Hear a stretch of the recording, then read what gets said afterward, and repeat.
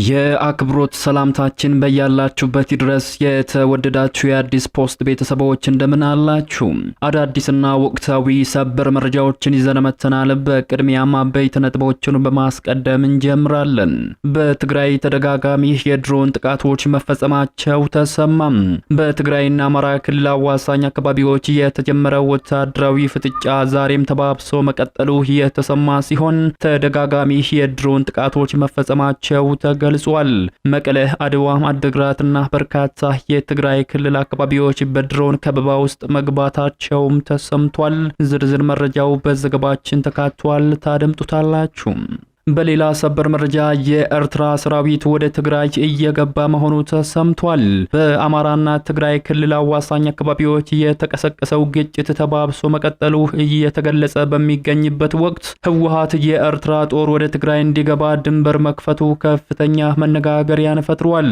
ህወሓት ከጥር 22 ቀን 2018 ጀምሮ ከኤርትራ ጋር የሚያዋስነውን የራማ መንገድን ለወታደራዊ እንቅስቃሴ ክፍት ማድረጉን ተከትሎ የኤርትራ ሰራዊት ወደ ትግራይ እየገባ ይገኛል ተብሏል። በዝርዝር እንመለከተዋለን። በሌላኛው ሰበር መረጃ ጠቅላይ ሚኒስትር አብይ አህመድ ለጥብቅ ስብሰባ ወደ ጅግጅጋ ከተማ ማምራታቸው ተሰማም።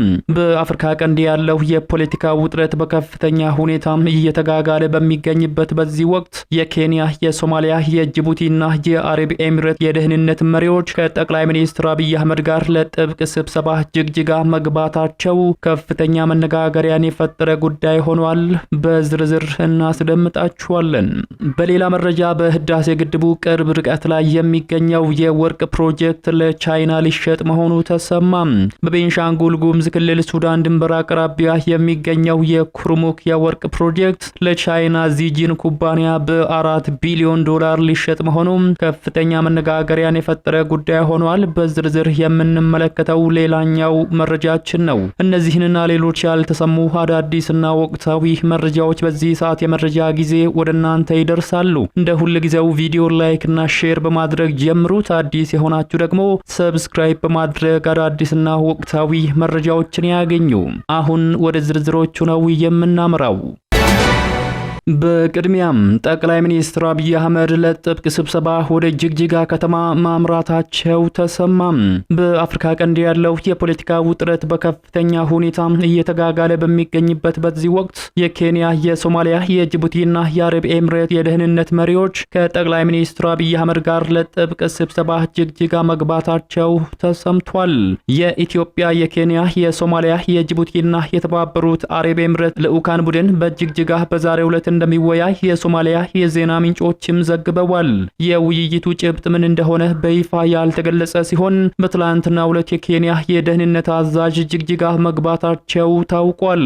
በዚህ ስብሰባ ላይ ጠቅላይ ሚኒስትር አብይ አህመድ እንደሚሳተፉ የተነገረ ሲሆን በዛሬው ዕለት ወደዚያው እንደተጓዙም ከሶማሊያ የዜና ምንጮች ዘገባ መመልከት ተችሏል። ይህ ውይይት ጥልቅ የፖለቲካ ትርጉም የተሰጠው ሲሆን በተለይም የአፍሪካ ቀንድ ፖለቲካ አሰላለፍ እየተቀያየረ ባለበት በዚህ ወቅት የሚደረግ መሆኑ ደግሞ ትኩረት ሳቢ አድርጎታል። ወደ ቀጣዩ መረጃችን ስንሻገር በትግራይ አማራና አፋር አዋሳኝ አካባቢዎች ግጭቶች እየተደረጉ መሆናቸውን ኢሰመኮ አረጋገጠም። የኢትዮጵያ ሰብአዊ መብቶች ኮሚሽን ኢሰመኮ ባለፈው ሳምንት እሁድ ዕለት ጀምሮ በትግራይ አማራና አፋር ክልሎች መካከል በሚገኙ አንዳንድ አዋሳኝ አካባቢዎች ግጭቶች መቀስቀሳቸውን ኢሰመኮ አረጋግጧል። በተለይም በጸለምት፣ መጋሌና አባሃላ አካባቢዎች የተነሱት ግጭቶች የሰዎችን ሕይወትና የአካል ደህንነት ስጋት ላይ የሚጥሉ እንደሆነ ማስታውቋል። መንግስታዊው የሰብአዊ መብቶች ተቋም ኢሰመኮ እስካሁን ከፌደራልም ይሁን ከትግራይ ክልል አካላት ይፋዊ ማረጋገጫ ሳይሰጥበት የቆየውን ሰሞነኛ ግጭትን የተመለከተ መግለጫን ያወጣው ትላንት አርብ ጥር 22 ቀን 2018 ምሽት ላይ ነው። የኢሰመኮ መግለጫ እንደሚያስረዳው ሶስቱን ክልሎች በሚያዋስኑት ስፍራዎች ግጭት የተነሳው ከእሁድ ጥር 17 ቀን ጀምሮ ነው። የኢሰመኮ መግለጫ እንደሚያስረዳው ሶስቱን ክልሎች በሚያዋስኑት ስፍራዎች ግጭቶች የተነሱት ከእሁድ ጥር 17 ቀን ጀምሮ ነው። መግለጫው ግጭት ተካሂዶበታል በሚል የጠቀሰውን አንዱን ስፍራ የትግራይና አማራ ክልሎች የሚወዛገቡበት ጸለምት ነው። የዜና ወኪሎች ሮይተርስ እና አጃንስ ፍራንስ ፕሬስ የደህንነትና የዲፕሎማቲክ ምንጮችን ዋቢ አድርገው ባወጧቸው ዘገባዎች በእነዚህ ስፍራዎች ላይ የትግራይ ኃይሎች ከኢትዮጵያ ሰራዊትና ከአማራ ሚሊሻዎች ጋር ውጊያ ማድረጋቸውን አመላክተዋል። በኢሰመኮ መግለጫ ላይ ትግራይና አፋር ክልሎችን በሚያዋስኑ ስፍራዎች የሚገኙት መጋሌና አብሃላ አካባቢዎችም ተጠቅሰዋል። በዚህ ሳምንትም ግጭት እንደተካሄደበት የተገለጸው አፋር ክልል መጋሌ ወረዳ ባለፈው ጥቅምት ወር መጨረሻ ላይ ተመሳሳይ ሁኔታ ውስጥ ገብቶ እንደነበርም የሚታወስ ነው። በእነዚህ አዋሳኝ አካባቢዎች ከተቀሰቀሰው ግጭት ጋር በተያያዘ የሰብአዊ መብቶች ሁኔታን እየተከታተለ እንደሆነ የገለጸው ኢሰመኮ በተለይም በጸለምት በመጋሌና አብሃላ አካባቢዎች የተከሰተው ግጭት ስጋት መፍጠራቸውንም አመላክቷል። ወደ ሌላኛው ሰበር መረጃችን ስናመራ በትግራይ ክልል ተደጋጋሚ የድሮን ጥቃት መፈጸማቸው ተሰማም። በትግራይና አማራ ክልል አዋሳኝ አካባቢዎች የተጀመረው ወታደራዊ ፍጥጫ ዛሬም ተባብሶ መቀጠሉ የተሰማ ሲሆን ተደጋጋሚ የድሮን ጥቃቶች መፈጸማቸው ተገልጿል። መቀሌ፣ አድዋ፣ አድግራትና በበርካታ የትግራይ አካባቢዎች በድሮን ቅኝት እየተደረገባቸው እንደሚገኝ የተነገረ ሲሆን በአድዋ ከተማ ቅርብ ርቀት ላይ በተፈጸመው የድሮን ጥቃት ጉዳት መድረሱ ተሰምቷል። ጥር 22 ቀን ከሌሊቱ 9 ሰዓት ከ40 እስከ 10 ሰዓት አካባቢ ለአድዋ ቅርብ ርቀት ላይ በምትገኘው ኢንቲጮ በተባለችው ከተማ መናሪያ አጠገብ 3 ጊዜ የድሮን ሚሳኤል ፈንድታለች ሲሉ የትግራይ ክልል መገናኛ ብዙሃን ዘግበዋል። ኢንቶጭ በአድዋና በአድግራት መካከል ያለች አነስተኛ ከተማ ስትሆን በድሮን ጥቃቱ የጭነት ተሽከርካሪዎች ኢላማ መደረጋቸው ተገልጿል። የደረሰው ጉዳት ባይታወቅም ሰዎች እንደሞቱና እንደቆሰሉም ተረጋግጧል። አንድ አይሱዙ መኪና ጉዳት ደርሶበታልም ተብሏል። የኢንቲጮ ከተማ አስተዳደር በጉዳዩ ላይ በሰጠው መግለጫ ተሽከርካሪዎቹ መሰረታዊ ሸቀጣሸቀጦችን በማጓጓዝ ላይ የነበሩ መሆናቸውን አረጋግጠዋል። አስተዳደሩ መሰል ጥቃቶች በድጋሚ ሊከሰቱ እንደሚችሉ በመግለጽ ነዋሪው በማንኛውም እንቅስቃሴ ላይ ከፍተኛ ጥንቃቄ እንዲያደርግም አሳስቧል። በተያያዘ ዜና ከሰዓት በኋላ ረፋድ 5 ሰዓት ተኩል ላይ በገንዳብት እንደ ማርያም ሸዊቶ ተብሎ በሚጠራው ስፍራ ላይ ሌላኛው የድሮን ጥቃት መፈጸሙ ተዘግቧል። ይሄኛው ጥቃት በበርበሬና የተለያዩ የኢንዱስትሪ ሸቀጦችን በጫኑ መኪኖች ላይ ያረፈ መሆኑ የተገለጸ ሲሆን በንብረት ላይ ከፍተኛ ውድመት ማስከተሉም ተመላክቷል።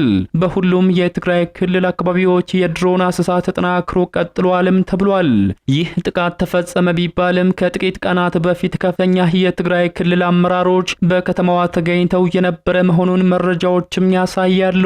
የትግራይ ክልል ጊዜያዊ አስተዳደር ፕሬዝዳንት ጀነራል ታደሰ ወረደ፣ ምክትል ፕሬዝዳንቱ አቶ አማኑኤል አሰፋም፣ የህወሓት ሊቀመንበር ዶክተር ደብረጽዮን ገብረ ሚካኤልና ከፍተኛ የጦር አዛዦች፣ የደቡብ ግንባር አዛዥ ጀነራል ዮሐንስ ወልደ ጊዮርጊስ፣ የሰሜን ምስራቅ ግንባር አዛዥ ጀነራል ማሾ በየነ፣ የማዕከላዊ ትግራይ ዞን አስተዳዳሪ ሹሻይ ግርማ፣ የትግራይ አርበኞች ኮሚሽነር ናሲር መሁምር በኢንቲጮ ከተማ በመገኘት የሰማዕታት መታሰቢያ ሐውልት የመሰረት ድንጋይ ማስቀመጣቸው አይዘነጋም።